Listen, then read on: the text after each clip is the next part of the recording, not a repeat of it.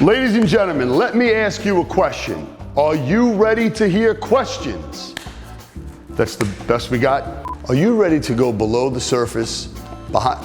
I forgot what the hell she wrote. Oh, limber up. All right.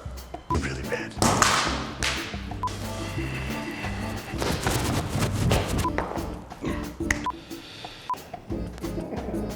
It's just called 10 questions. Not too far from our office at one of my favorite local Italian restaurants, Enotria's. We love this place. I have the pleasure of interviewing Scott Cucci today, who's an Italian food critic. So not only are we gonna have a great interview and have some good wine, but he's gonna critique Carlo's food, which you won't see, but he'll tell me, because he's a true Jersey guy. But the whole restaurant is done with cobalt hushcore, and we're really proud that we were able to floor this restaurant. But the owner, Carlo, Paolo, the manager, they're dear friends, and we love it here.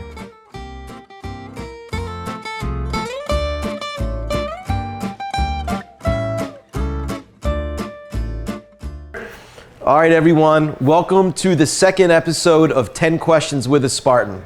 On episode 1, Joe Blodgett got to ask me 10 questions over the most brutal hot wings of my life. That's the worst.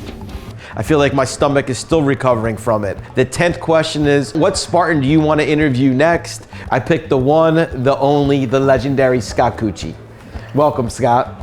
Thanks, KJ. Scott is our New Jersey rep. Scott has been here for 10 years. Scott's been in the flooring industry for a lot longer than that, but I didn't pick Scott because of his longevity with the company. I didn't pick Scott because he's a really good sales rep, which he is. I picked Scott because I think he's one of the best people I know. I think he's fascinating. I think he's one of the most, every room he's in, he's one of the most authentic, realest guys in the room. And I'm a huge fan. So speaking of fans, this was a really big week if you were a football fan, which I am, right? And you're a Giants fan, diehard. Right. And I'm a diehard Eagles fan. As a matter of fact, I was at the game on Sunday, by the way. So let's talk about that, right? It was a pretty cool game. What were your thoughts? I mean, listen, Giants had a great season. We definitely overachieved, I feel. And I mean, look, we ran into the buzzsaw. That's the Philadelphia Eagles. What can I say? But it sort of goes, we're going to have 10 questions, and it sort of goes with question number 1. And I don't really know the answer to this. How did you become a New York Giants fan? Let me hear the history on that. I mean, listen, I've been a Giants fan. I mean, I'm going to say all my life, just because my dad was. But I'm going to say, to full disclosure, I probably didn't really follow the Giants until I was in college. I went to Westchester, Pennsylvania. Let's go. So I'm in the dorms, and it's all Eagle fans. Like, that's it. And there was like 3 of my buddies that wound up becoming my fraternity brothers that were from North Jersey, and that was it. We were the only Giant fans in the whole dorm, and we just had to deal with these Eagle degenerates. I mean, that's what they were. These guys were a bunch of friggin' degenerates. New York Giants fan your entire life, yeah. But you get into it a little bit later. Yeah. You're now passing the baton to Michael and to Joey. Yeah. It's with the weird. I know so much about you, but one of the things I don't know is, we talk about fans, and that was the first question, number 1, is how do you become a New York Giants fan? But you're also an LSU fan, which I find fascinating because you're this goomba from New York, and to be LSU, and we've been to Alabama LSU fans. How did you become an LSU fan? All right, so listen, big thing during the pandemic, introduced my father and my mother, right? So my mom's from the South. I've got family. My grandfather was born and raised in a small town in Louisiana called Slaughter, Louisiana. It's about 30 miles outside of Baton Rouge. He's always been a huge LSU fan. I've got cousins that live in Mississippi, that work in Baton Rouge. So it's just, listen, it's a family thing. I mean, which is totally unheard of. My dad was born and raised in Brooklyn, went to forestry school in Nacogdoches, Texas. Met my mom, so it's just kind of like the fusion of this like Cajun southern side of me and the Brooklyn, New York side of me, and that's what made this. That's what made this. It's just like one of my passions. Yeah, exactly. So I'm gonna go right here, and I'm gonna go to question number 2. I'm gonna audible off of our question over here, is because you brought it up. Okay. I had the pleasure of meeting Mr. Cucci, of meeting your father. I was at Saratoga with your father. I feel like I got to have some really great conversations with your father. Your father has since passed. Yeah. What has your father meant to you?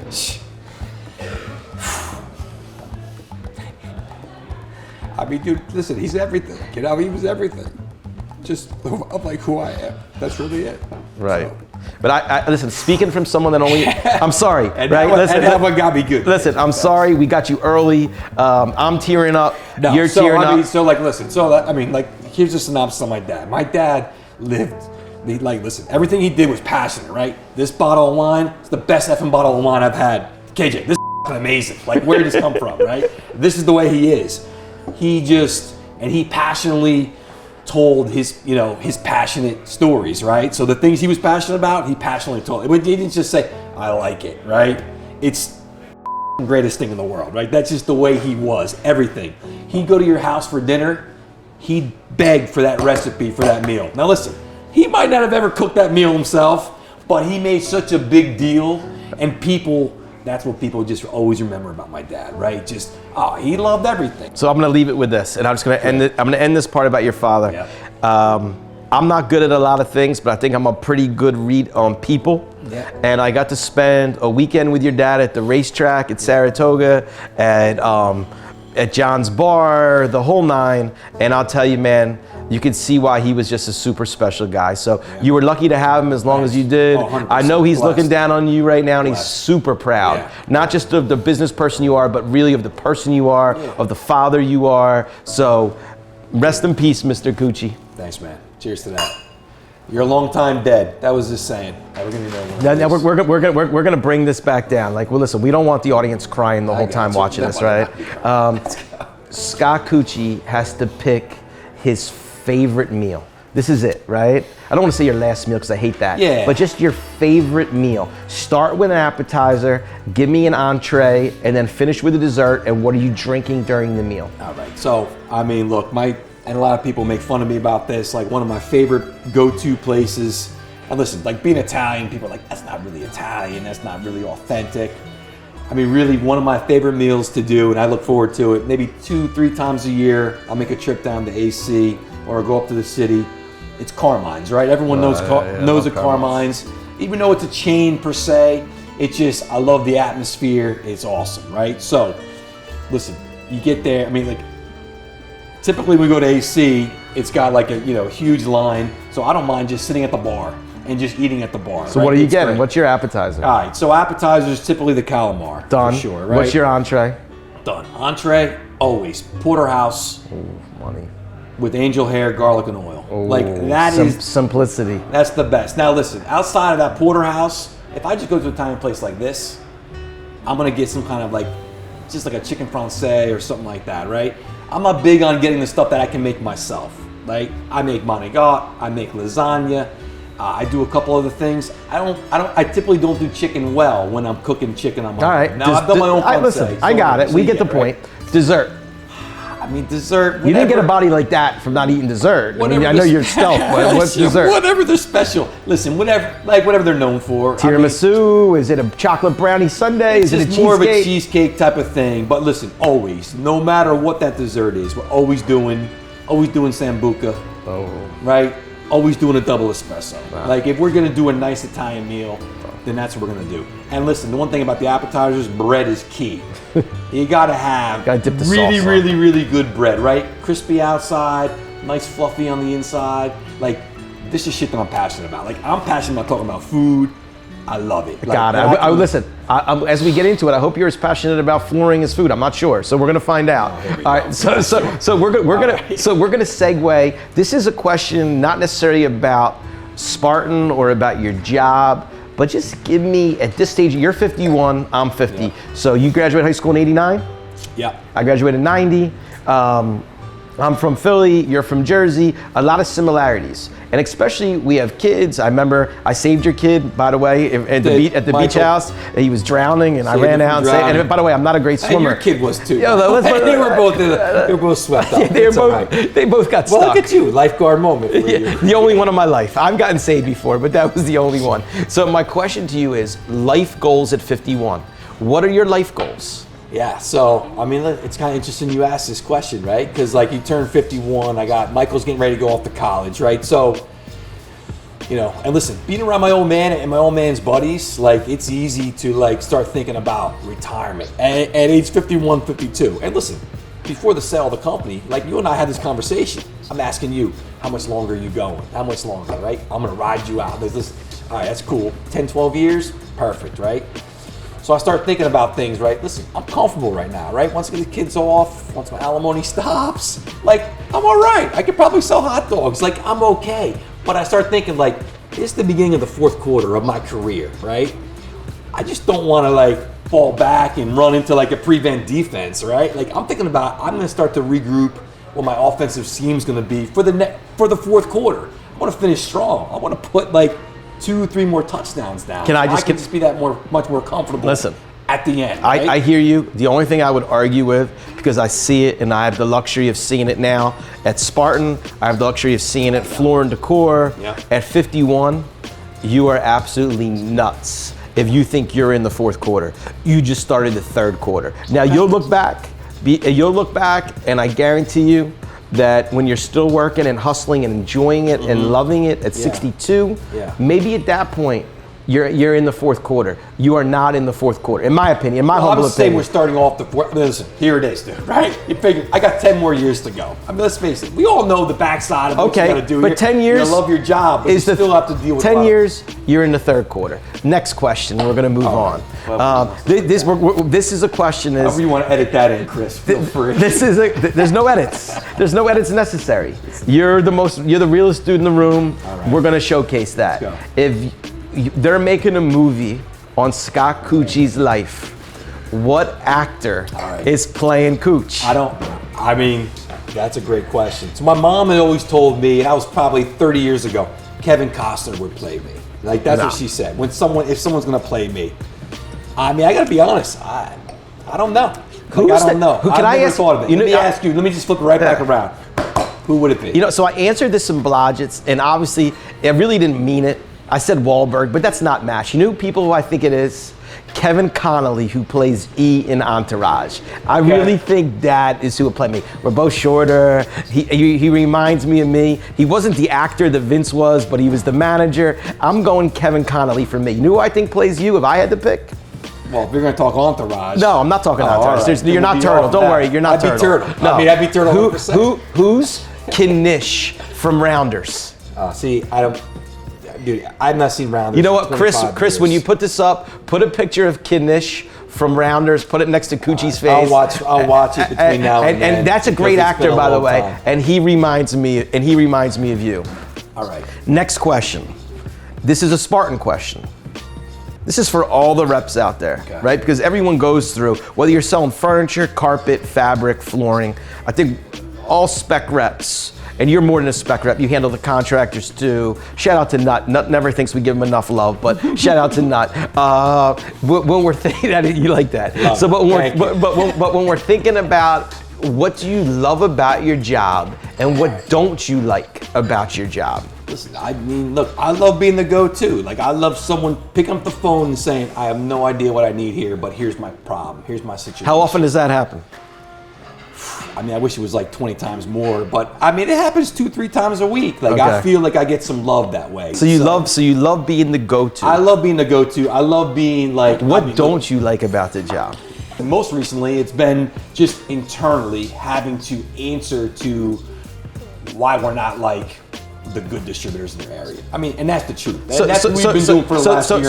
So listen, what I would say is fair is the reason we're not is because we're not a distributor, right? We are this hybrid of a manufacturer with our brand, a distributor. There's no one that has a business model like us. And a lot of times that can create confusion in the marketplace because people are used to everyone being put in a box. So you have most manufacturers operate a very similar way. Most distributors operate a similar way. I think if we asked 100 people at Spartan, what are we? You'd probably get 60 different answers because we are not like any other company in the industry and we love that about ourselves.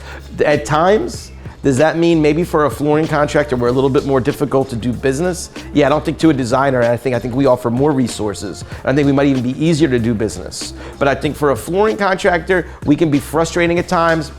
I think we acknowledge it. I think we know how hard their job is. I think we're trying to make it easier. We don't just say, hey, this is who we are, like us or not. We want to be the easiest to do business with. I think Joe and Sean, when they put together the new structure and our team, I definitely think we're gonna get there, but we've also experienced growing pains like everybody else. We've been on an incredible run. I don't see it ending anytime soon. So I think our biggest issue is that there's no other company like us in the country, so it's really hard to explain to those people why we're different.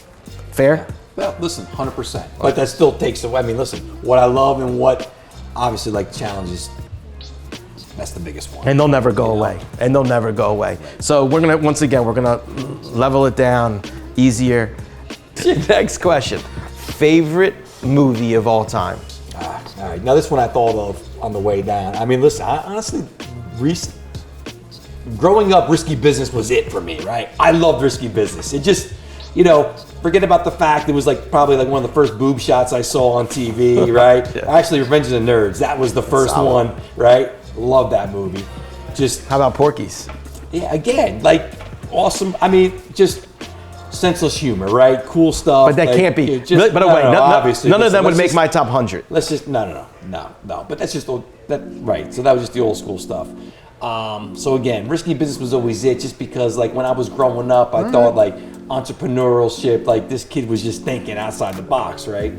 And really, I mean, listen, lately it's been like Shawshank Redemption. To me, has just been. I mean, when you look at that movie, it has so many life lessons.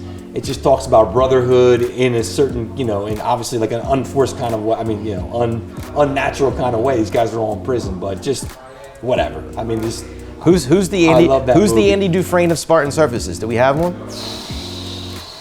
man, that's a great follow up, KJ. Listen, I watch enough Rogan. I'm pretty good at my follow-ups. Who's a selfless dude who just has a silent plan and just sets everyone up for success. I think I know who it is. Go ahead. Who is it? I think it's You Kevin say Dunn. it. Kevin Dunn is the Andy Dufresne of Spartan Surfaces. You know what? That's so great, dude. That is really, really good. I like that. Yep. A lot of things that I get asked all the time, and listen, I struggle with some of this, so I want to get your take on it. What does work-life balance mean to you? So, I mean, again, it's like me, and I don't want to get choked up here, but listen, like you have allowed me to have work-life balance to me, right? Like, I mean, let's face it. Like, dude, you want to be great, you want to be awesome, you want to be the man.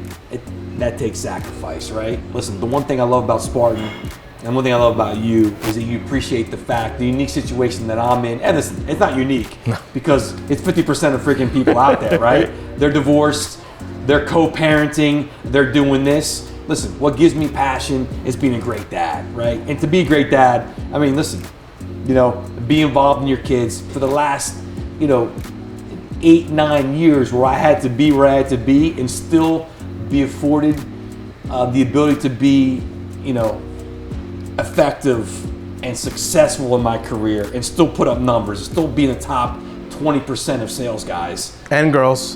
and girls. Like, you're understanding that not everyone's gonna do a job the same exact way, right? We're not gonna micromanage this dude. We're not making sure he's going to 10 calls a day to understand our business, right? Like, it's not just about, out there running around all this repetitive BS, right? It's about, listen, putting the numbers up, and that's it. So I'm gonna say work-life balance here at Spartan Surfaces. Like, it's one of the few companies out there doing what we do that allows for that. So, and I'll just do it. So just speaking from Spartan, which I owned for 15 years, and now I'm CEO for an incredible division of a great parent company, F&D.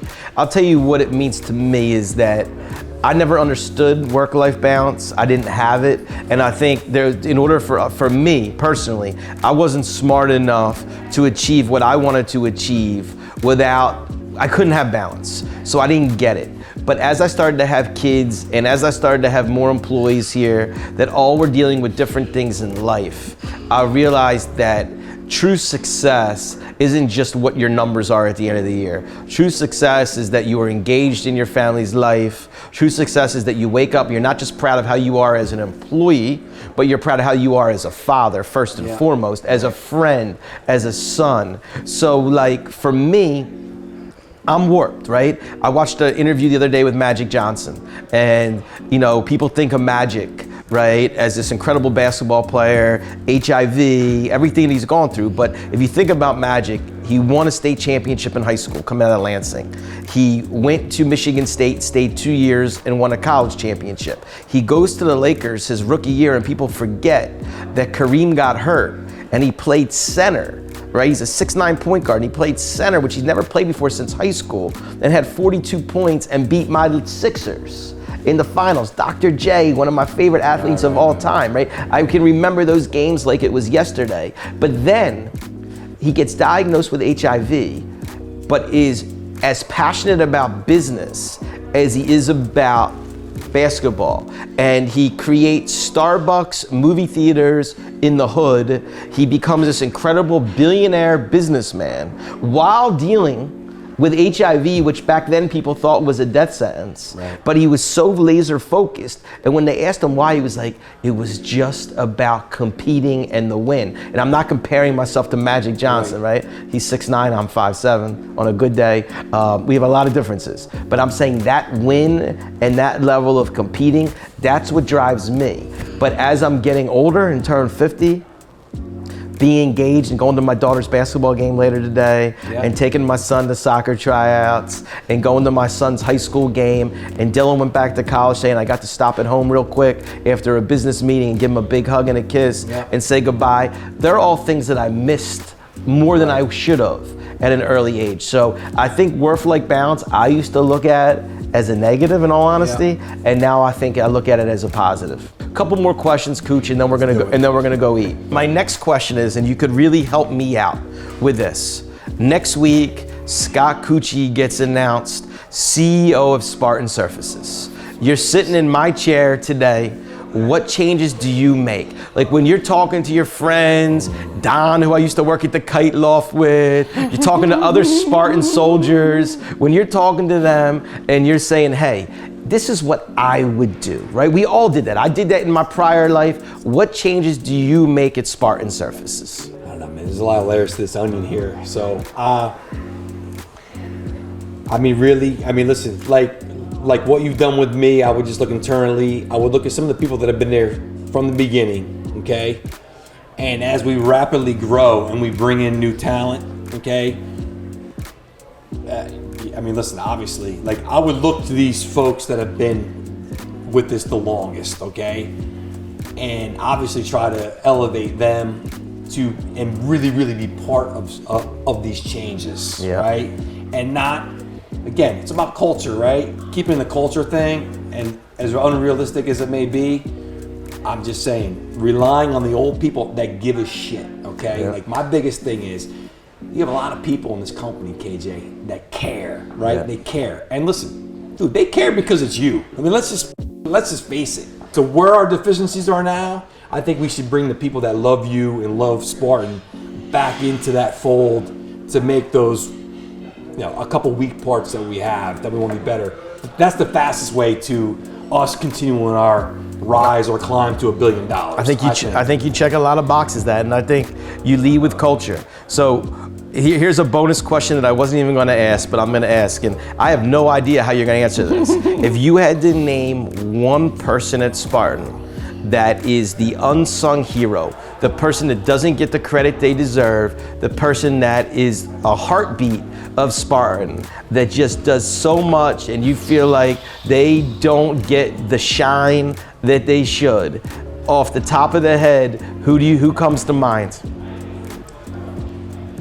I mean, listen, and this person no doubt trumps, there's other people. Like, I know there's other people that don't. Like, listen, on the sales side, I know there's guys that just don't want to shine, right? Last couple sales meetings, there's been a lot of shining going on. It's gonna be, it'll be Emily Verger, because she's the head of a department in our company that we have never had, you had zero complaints customer side, sales guy side.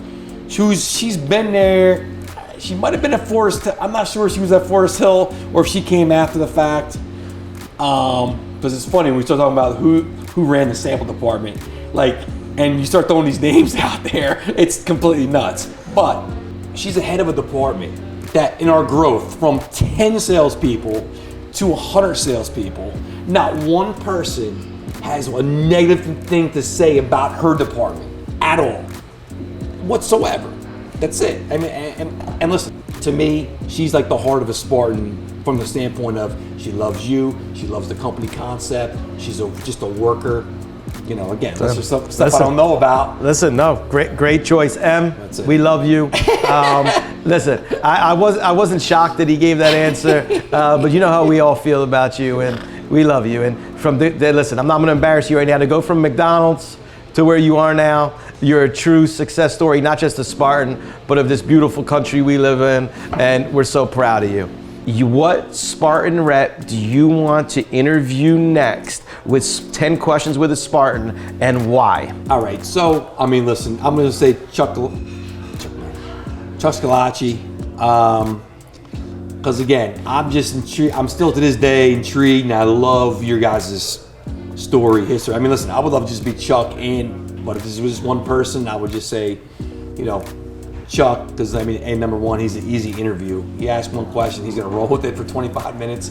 But you know, I mean, listen, he's a passionate dude, right? If I mean, there's only a few people I say that's more passionate and crazy than I am. He's definitely one who, when you get him rolling about what he loves, right? Listen, I know he loves his family, I know he loves his kids. You know, I know he loves what he does. I know he loves you. So I'm gonna say, you know, Chuck's gonna be the guy. It's great selection. I think everyone will, listen, I know I can't wait to see that. Right. So thanks, Cooch. Cheers, brother. Cheers, buddy. Love you, man. Love you too. Thanks, buddy. So that's it for 10 questions. Thank you so much, Cooch. You know, my goal going in today was I wanted to make you cry. Sorry, but I did. That was easy. I think the audience might cry too. I wanted to make you belly laugh, and I wanted to have fun, and I know I did. I thoroughly enjoyed this, and I think your selection of the next, which is Chuck Scalacci. Chucky, if you're watching this, I have a feeling Cooch is gonna reach out to you beforehand, but you know how I feel about Chuck. I think it's gonna be amazing, and Cooch is done, so I'm done. So we're signing off. Come on, give me a fucking hug, man. Big love.